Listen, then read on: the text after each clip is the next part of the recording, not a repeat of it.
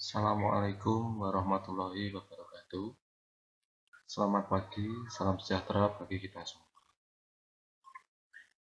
Pada kesempatan ini, kami akan menyampaikan materi yang berjudul Implementasi Rencana Strategis Sekolah atau Pendidikan, di mana kelompok kami beranggotakan satu, Titi Diani Maya, yang kedua Sylvia Nikel Munastuti, yang ketiga Sugeng Purnomo, yang keempat Sudarto, dan saya sendiri yang bernarasi Rahmat Eko Nur Cahyanto. Sebelumnya, saya juga ingin mengucapkan terima kasih kepada dosen mengampu, pada Ibu Dr. Ngurahyu MPD.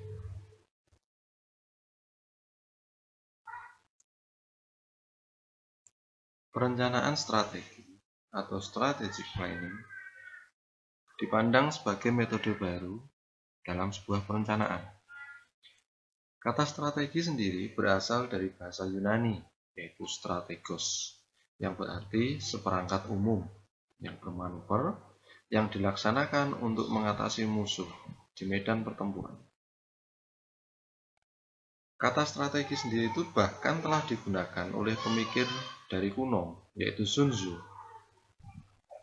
dan pemimpin Prancis Napoleon. Pendekatan perencanaan yang awalnya diyakini sebagai ilmunya kaum militer tersebut selanjutnya diterapkan pada sebuah organisasi ataupun perusahaan bisnis, menurut John M. Bryson 2008. Perencanaan strategi juga dapat diimplementasikan pada sistem pendidikan nasional. Perencanaan pendidikan sendiri adalah salah satu kebijakan pemerintah yang terkait dengan kebijakan-kebijakan publik lainnya. Dalam konteks perencanaan strategi, MBS memungkinkan organisasi sekolah lebih tanggap, adaptif, kreatif dalam mengatasi tuntutan perubahan akibat dinamika eksternal, dan pada saat yang sama mampu menilai kelebihan dan kelemahan internalnya untuk terus meningkatkan kualitas diri. Tujuan utama MBS adalah meningkatkan efisiensi, mutu, dan pemerataan pendidikan, di mana peningkatan efisiensi diperoleh melalui kelulusan pengelola sumber daya yang ada, partisipasi masyarakat, dan penyederhanaan birokrasi.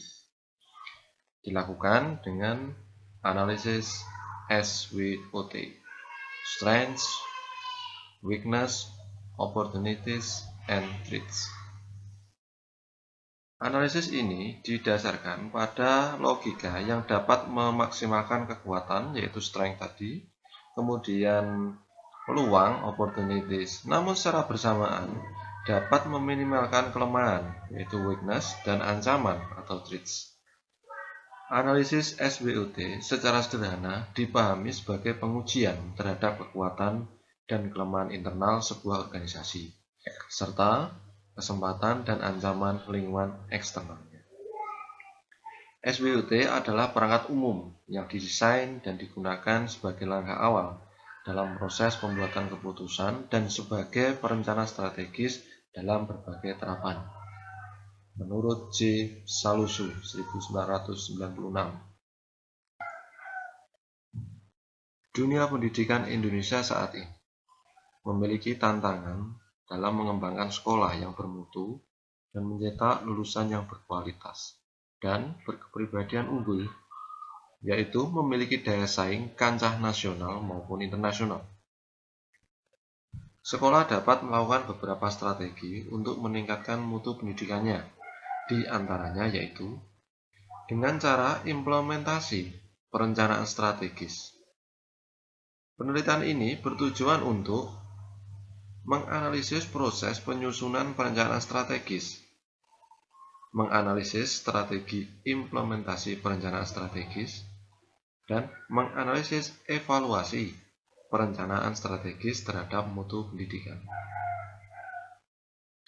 Apabila perencanaan strategis diimplementasikan secara benar dan komprehensif, tentu sebuah sekolah akan mudah meraih keberhasilannya.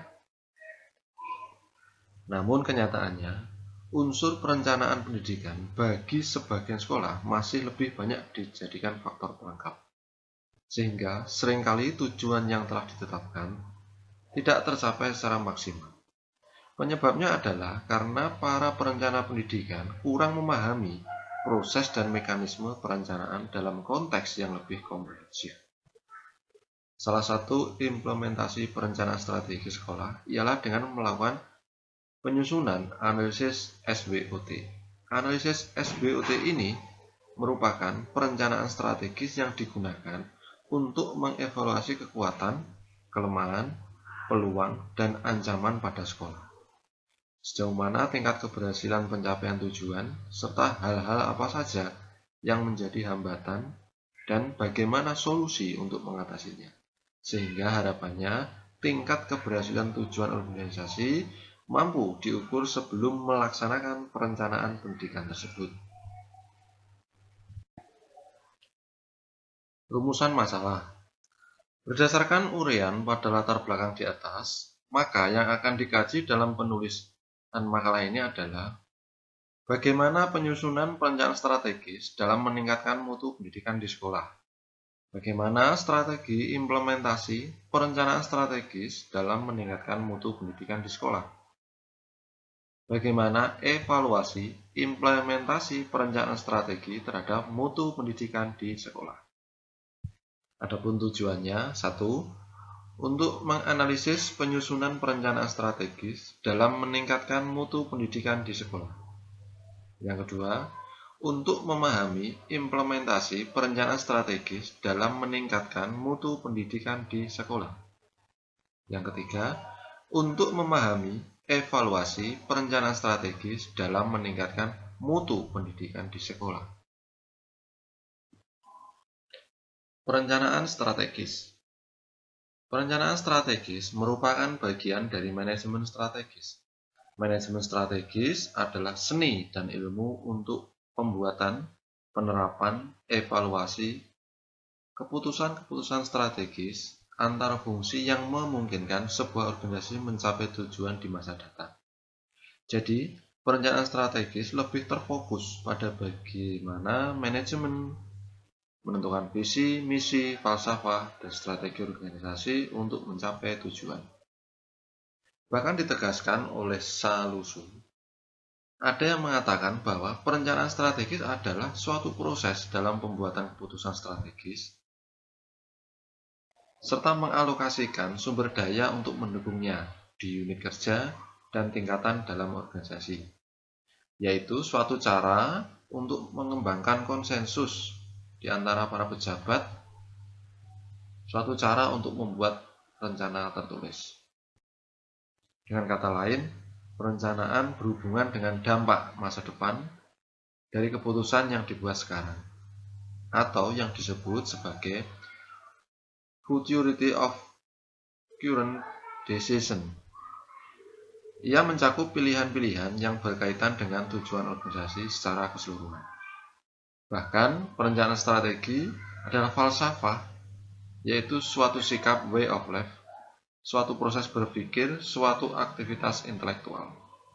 Dari pengertian strategi dan perencanaan strategis di atas menunjukkan bahwa terdapat banyak versi dalam mendefinisikannya, namun tidak dapat perbedaan yang signifikan di antara perencanaan strategis dan manajemen strategis, walaupun ada yang membedakannya. Karakteristik perencanaan strategis sering diartikan sebagai perencanaan jangka panjang, meliputi ramalan-ramalan internal organisasi beserta kebijakan-kebijakan jangka panjang yang menjadi pedoman untuk mencapai tujuan. Perencanaan jangka panjang cenderung menganggap bahwa kecenderungan masa kini akan berlanjut hingga masa depan, sedangkan perencanaan strategis memperkirakan kecenderungan baru, diskontinuitas, dan berbagai kejutan. Oleh karena itu, perencanaan strategis lebih mungkin mewujudkan perubahan yang bersifat kualitatif dan memasukkan kemungkinan tentang rencana yang lebih luas. Ketiga, perencanaan strategis dapat lebih mampu merumuskan versi idealisme organisasi, dan mengusahakan bagaimana hal itu dapat tercapai karena perencanaan strategis bersifat kualitatif. Sedangkan perencanaan jangka panjang biasanya merupakan garis-garis eksplorasi atau garis lurus mengenai keadaan sekarang yang kerap kali diwujudkan dalam pernyataan tujuan yang mewakili proyeksi mengenai kecenderungan yang terjadi. Perencanaan strategis lebih banyak berorientasi dalam tindakan atau action oriented ketimbang perencanaan jangka panjang. Manfaat perencanaan strategis.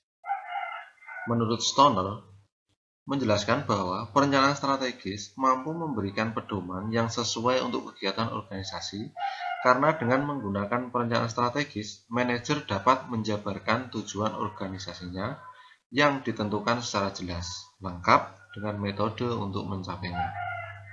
Lebih jauh, manfaat penting dari perencanaan strategis adalah bahwa ia membantu personalia organisasi mengenali peluang positif maupun negatif, tantangan-tantangan organisasi, dan informasi yang luas, karena perencanaan strategis itu sendiri mencakup bidang yang cukup luas, sehingga manajer organisasi dapat mampu memutuskan apa yang terbaik bagi organisasinya.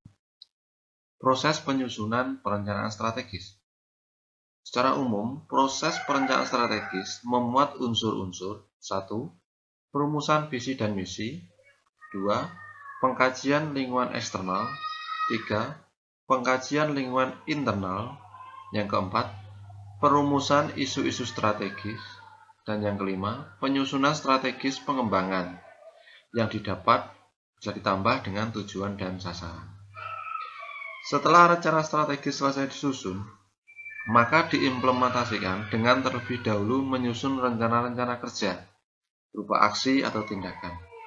Sedangkan konsep perencanaan strategis ada beberapa konsep, yaitu menurut model Fred David dan konsep perencanaan strategis model J.A. Peirce II dan Richard B. Robinson Jr. Perencanaan strategi sekolah. Setelah mengetahui langkah-langkah dalam perencanaan strategis, perlu diketahui juga bahwa dalam perencanaan strategis terdapat istilah Renstra atau rencana strategis. Sekolah atau madrasah diwajibkan membuat 1. Rencana kerja jangka menengah yang menggambarkan tujuan yang akan dicapai dalam kurun waktu 4 tahun yang berkaitan dengan mutu lulusan yang ingin dicapai. Kemudian yang kedua, rencana kerja tahunan yang dinyatakan dalam rencana kegiatan dan anggaran sekolah yang dilaksanakan berdasarkan rencana jangka menengah. Rencana sekolah berisi tentang cara pencapaian tujuan sekolah yang dilakukan melalui berbagai perencanaan dan program sekolah yang strategis di sekolah yang dituangkan dalam rencana kerja sekolah atau RKS. Rencana pengembangan sekolah merupakan rencana yang disusun bersama oleh sekolah dan komite. Kebutuhan sekolah dan aspirasi masyarakat menjadi dasar utama penyusun rencana pengembangan sekolah atau RPS. Dengan demikian, rencana sekolah berdasarkan 2 jenis masukan, yaitu 1. Keterangan lengkap mengenai keadaan sekolah, dan yang kedua, pandangan atau aspirasi masyarakat dan pengguna jasa atau pandangan dan harapan.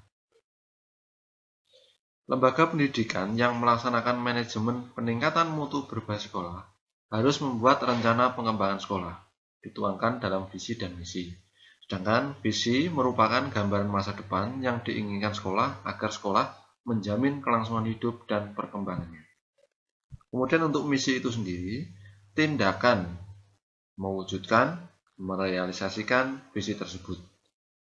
Tujuan merupakan apa dalam tanda kutip yang akan dicapai atau dihasilkan oleh lembaga, dan kapan itu adalah tujuan yang akan dicapai jika visi misi terkait dengan jangka waktu yang panjang. Maka tujuan dikaitkan dengan jangka waktu. Perencanaan strategis dalam meningkatkan mutu pendidikan yang telah disetujui dan dilaksanakan perlu adanya evaluasi. Evaluasi ini bertujuan untuk mengetahui program mana yang telah terlaksana dan program mana yang terlaksana tapi belum menimbulkan dampak positif terhadap mutu sekolah. Evaluasi sangat penting dilakukan oleh sebuah organisasi atau lembaga guna mengetahui seberapa besar kesuksesan yang diraih, untuk mengetahui apa yang menjadi kendala dan hambatan, sehingga program tersebut tidak berjalan dengan rencana yang diharapkan. Kesimpulan, berdasarkan rumusan masalah dan hasil pembahasan mengenai implementasi perencanaan strategis dalam meningkatkan mutu pendidikan sekolah, ada beberapa hal sebagai berikut yang dapat kami garis bawahi. Proses penyusunan perencanaan strategis dalam meningkatkan mutu pendidikan sekolah menerapkan beberapa langkah, yaitu pertama, merumuskan visi misi, tujuan sekolah, dan membentuk satgas penyusun perencanaan strategis. Kemudian proses perumusan, dan yang terakhir penetapan perencanaan strategis. Strategi implementasi perencanaan strategis dalam meningkatkan mutu sekolah di sekolah, yaitu melibatkan stakeholders dengan memberikan wewenang terhadap staf, melakukan pengumuman program di awal tahun, mengadakan rapat koordinasi setiap bulan, dan memberikan tugas sesuai dengan bidangnya. Kemudian memaksimalkan sumber daya yang dimiliki dengan menganggarkan biaya implementasi program, memberikan pelatihan pada guru, dan menggunakan sarpras yang ada. Evaluasi perencanaan strategis terhadap mutu pendidikan di sekolah, yaitu evaluasi internal dan eksternal.